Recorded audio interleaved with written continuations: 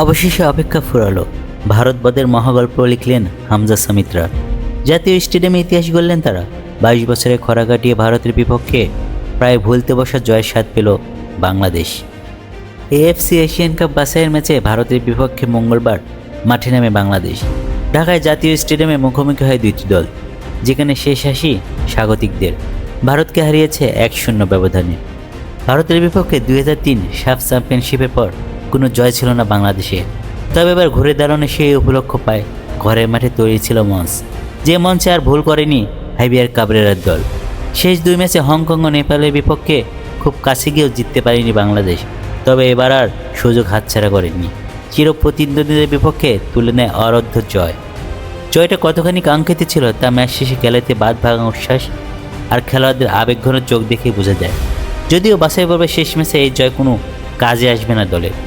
অবশ্য ম্যাচের শুরু থেকে বাংলাদেশের পোস্ট লক্ষ্য একের পর এক আক্রমণ সাজাচ্ছিল ভারত। মৃত্যুর মামলার সামনে থেকে বল যেন সরছিলও না। তবে ভারত পরিষ্কার কোনো সুযোগ তৈরি করতে পারেনি। উল্টে এগিয়ে যায় বাংলাদেশ।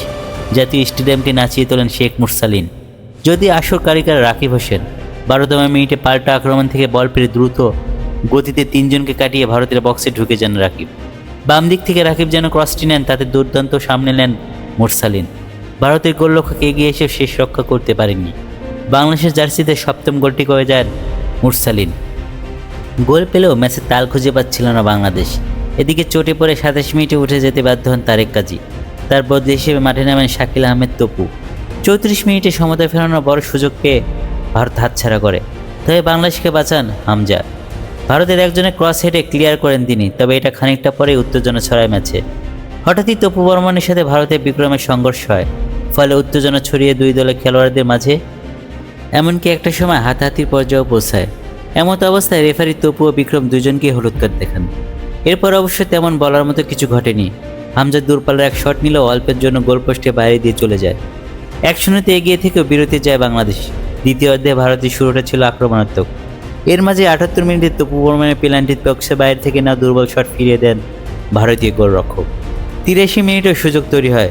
এবার বল ক্লিয়ার করতে গিয়ে ভারতের এক ডিফেন্ডারের হাতের পিছনে বল লাগে। বাংলাদেশি খেলোয়াড়রা পেনাল্টির দাবি করলেও কোনো সাড়া দেননি রেফারি। এরপর আরও ছোট ছোট সুযোগ পায় বাংলাদেশ, তবে কাজে আসেনি।